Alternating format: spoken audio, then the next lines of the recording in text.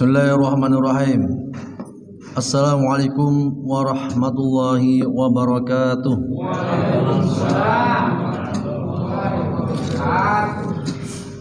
Innal hamdalillahi nahmaduhu wa nasta'inuhu wa nastaghfiruh wa natubu ilaihi min sururi anfusina wa min sayyiati a'malina. May yahdihillahu fala mudilla lahu wa may yudlil fala hadiya lahu. Ashhadu an la ilaha illallah wahdahu la syarika lah wa ashhadu anna Muhammadan abduhu wa rasuluh. Allahumma salli ala Muhammadin wa ala alihi wa sahbihi wa man tabi'ahum bi ihsan ila yaumiddin. Amma ba'd. Qala Allah Ta'ala fi kitabil karim, a'udzu billahi minasyaitonir rajim. Ya ayyuhalladzina amanu taqullaha haqqa tuqatih wa la tamutunna illa wa antum muslimun. Hadirin kaum muslimin, jamaah salat Isya dan qiyam Ramadan, rahimallahu wa iyyakum. Marilah kita senantiasa bersyukur kepada Allah Subhanahu wa taala. Insyaallah kesyukuran ini senantiasa kita lakukan. Terlebih kita senantiasa Allah mudahkan untuk melaksanakan aktivitas sesuai dengan maksud dan tujuan kita dicipta olehnya, yakni hanya untuk beribadah. Yang tentunya tidak hanya aktivitas di masjid, tapi dimanapun kita berada, kapanpun kita berada, maka kesemuanya tentunya harus dikaitkan dengan maksud dan tujuan, yakni hanya untuk beribadah kepada Allah Subhanahu wa taala. Karena yang selama ini kita rasakan namanya ibadah itu hanya pada tempat-tempat tertentu, masjid, hari-hari tertentu, waktu Jumu'ah, atau juga bisa jadi ketika kita di Haramain, ya, itu baru ibadah. Sedangkan lain daripada itu tidak. Demikian juga ketika kita berada di bulan Ramadan, hampir masjid terutama di awal Ramadan itu harus mendirikan terop, ya, sebagai tanda bahwa jamaknya melubar. Nah, ini kita lihat bahwa di masyarakat masih kita lihat bentuk-bentuk ibadah itu pada waktu dan tempat-tempat tertentu.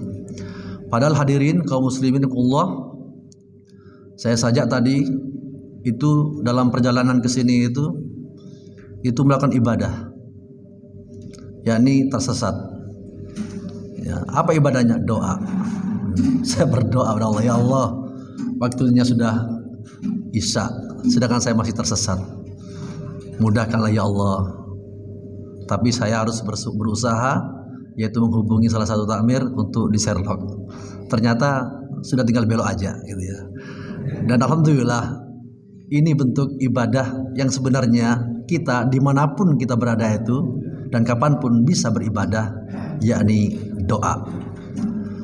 Hadirin, berbicara tentang doa, ya, insya Allah beberapa rakaat kita yang sudah kita lakukan sejak awal masuk masjid, tahiyatul masjid, sholat Isya 4 rakaat, kemudian sholat sunnah 2 rakaat pada Isya, dan dilanjutkan yaitu 8 rakaat, ya, sholat qiyam Ramadan atau tarawih.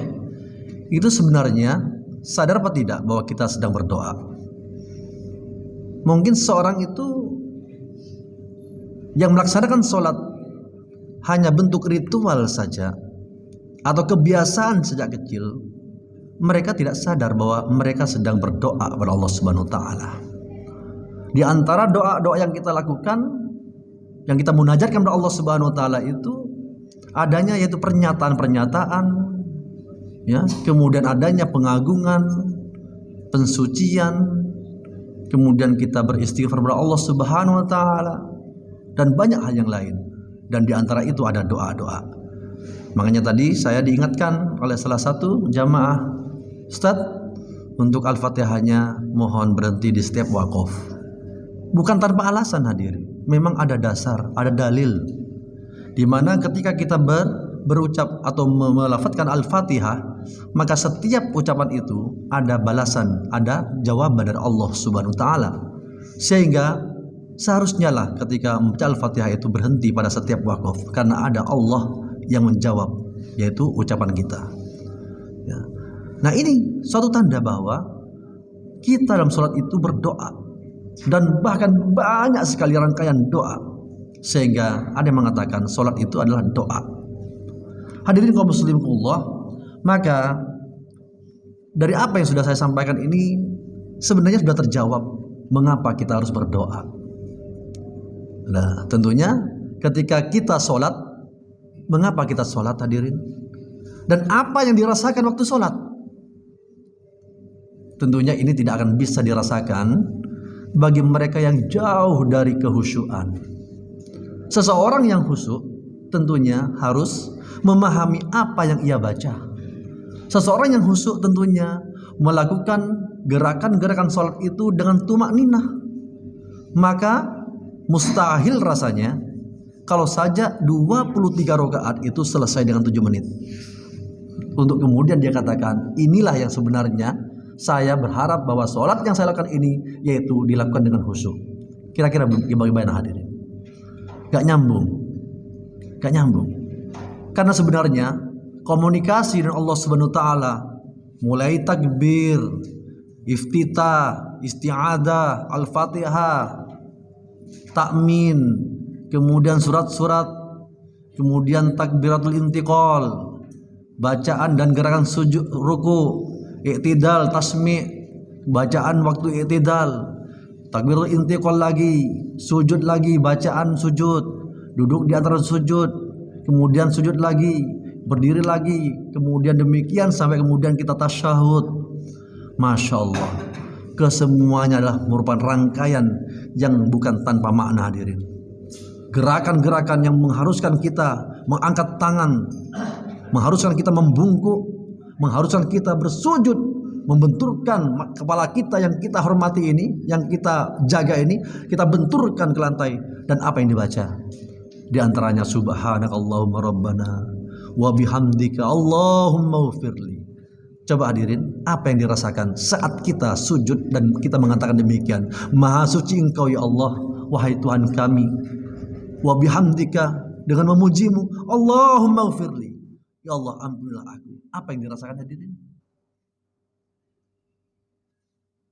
Pengakuan atas dosa-dosa yang kita memang tidak pernah luput dari dosa. Kebutuhan kita, harapan kita agar Allah ampuni dosa-dosa itu. Sampai kemudian ada tuntunan bahwa untuk doa itu tidak akan Allah Subhanahu wa taala sia-siakan. Artinya kepastian akan diijabahi ketika kita berdoa di waktu sujud. Sampai kemudian di antara kita memperlama waktu sujud. Namun sayang hanya pada rakaat atau sujud terakhir. Nah, ini kemudian kita ingin bertanya, mana dalilnya? Kan ada di antara kaum muslimin itu yang ketika sujud terakhir itu memperlama doa, memperlama sujud. Kalau ditanya mengapa? Lah kan Rasulullah SAW mengatakan demikian. Oh begitu. Coba sekarang cari dalilnya untuk khusus yang rakaat atau sujud yang terakhir mana? Bingung deh. Ya, untuk itu apa? Ya semua sujud, dan bukan hanya sujud waktu sholat, sujud-sujud yang lain itu kita lakukan. Sehingga hadirin kaum muslimin, nyatalah bahwa memang disinilah yang kita pahami, doa adalah merupakan sesuatu yang Allah SWT perintah karena termasuk ibadah itu sendiri. Ad-du'a'u huwal ibadah. Ibadah adalah perintah. Berarti kita berdoa, berarti kita telah menjalankan perintah Allah Subhanahu wa taala. Kemudian hadirin kaum muslimin, Allah Subhanahu wa taala mengingatkan kepada kita semuanya dalam surat Al-Mu'min atau surat Ghafir. Pada ayat ke-60 Allah mengatakan, wa qala rabbukum ud'uni astajib lakum innal ladzina yastakbiruna an ibadati sayadkhuluna jahannam ad-dakhirin. Allah berfirman, berdoalah kepadaku, niscaya akan kuperkenankan bagimu. Perintah Allah. Sehingga kalau kita tidak berdoa, haram hukumnya. Mengapa hadirin? Karena Allah adalah satu-satunya yang mengabulkan doa permohonan hamba. Maka diperintahkan berdoanya hanya pada Allah, tidak kepada yang lain.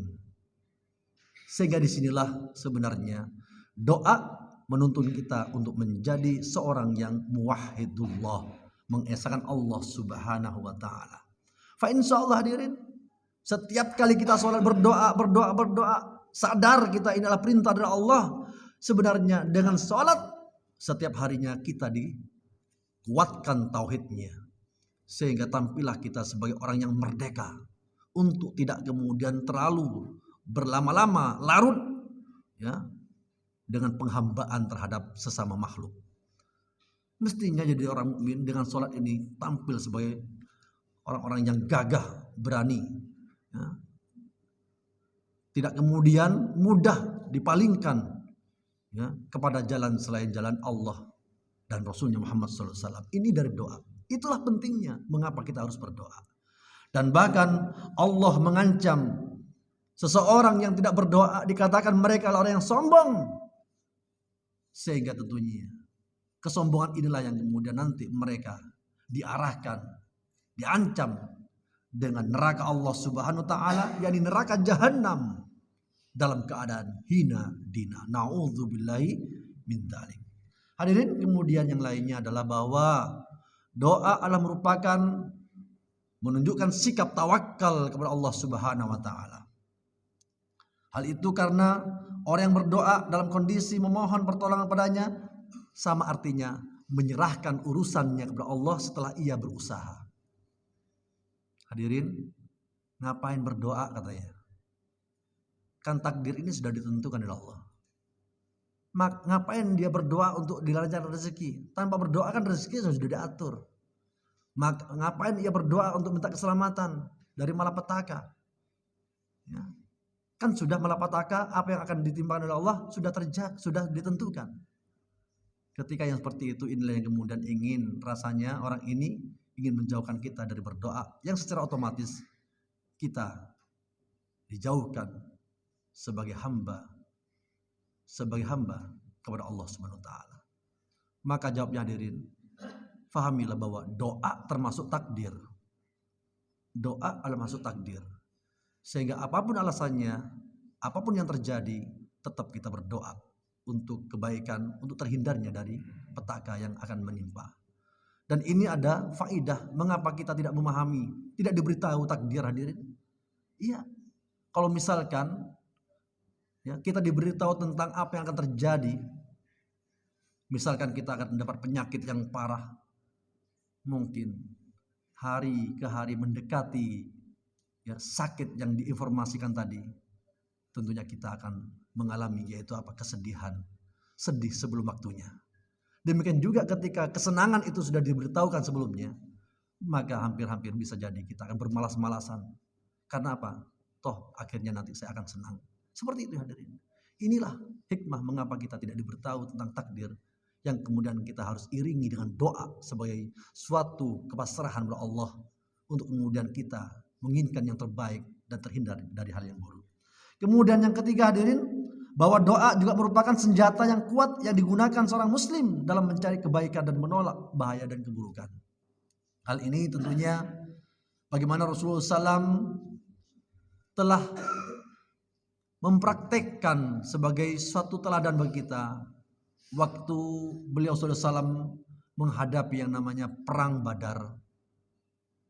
Pasukan musuh kafir Quraisy itu berjumlah 1000. Sedangkan pasukan kaum muslimin sekitar 319 orang hadir. Maka disinilah Rasulullah SAW menghadap ke kiblat, mengangkat tangannya sampai kemudian ya surbannya itu jatuh. Seraya ia berkata yang artinya, ya Allah, wujudkanlah untuk kami yang Engkau janjikan. Ya Allah, berikanlah kepada kami apa yang Engkau janjikan. Ya Allah, jika sekumpulan kaum muslimin ini binasa, maka tidak ada yang akan menyembah Engkau di muka bumi ini. Rasulullah mempraktekkan itu hadirin, untuk terhindar dari mara bahaya. Karena memang jumlah yang tidak seimbang. Apa yang terjadi hadirin? Kemenangan di pihak kaum muslimin dari doa.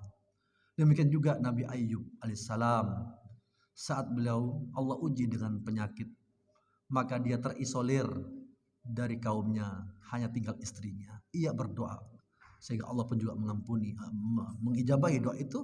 Dan inilah pentingnya doa tatkala kita benar-benar tidak mampu menghadapi apa yang ditentukan oleh Allah Subhanahu wa taala. Kemudian yang terakhir hadirin, bahwa doa juga menjadi senjata bagi orang-orang yang terzalimi. Ia adalah tempat berlindung bagi orang yang lemah, yang putus harapan, tertutup segala pintu di hadapannya.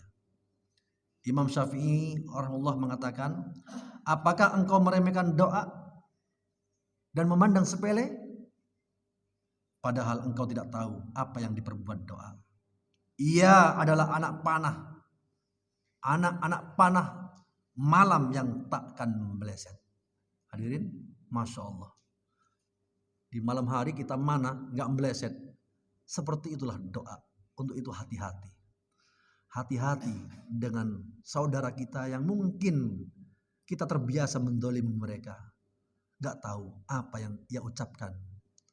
Khawatir mereka berdoa saat mereka terdolimi, maka pastinya Allah akan mengabulkannya. Peringatan bagi kita, bukan kita bermaksud untuk kemudian mendoakan orang yang mendolimi kita. Kalau bisa doakan yang baik hadirin. Tapi yang harus kita pahami di sini, terkabulnya doa orang dolim adalah berhati-hati. Jangan sampai kita berbuat dolim pada mereka. Hati-hati. Karena doa betul-betul akan diijabahi. Kemudian yang paling akhir, ungkapan seorang penyair yang mengatakan, janganlah engkau meminta manusia satu kebutuhan. Mintalah kepada yang pintunya tak pernah tertutup. Allah marah jika engkau tidak memintanya, sedang manusia justru marah ketika kita meminta. Hadirin, inilah arahan-arahan kita bahwa Allah yang Maha Kaya, yang sepantasnya lah kita hanya berdoa kepadanya untuk kemudian kita tidak tergantung pada sesama makhluk. Semoga bulan Ramadan ini doa-doa baik kita diijabahi oleh Allah Subhanahu wa taala. Amin ya rabbal alamin. Aku qouli hadza astaghfirullah innahu ghafurur rahim. Wassalamualaikum warahmatullahi wabarakatuh.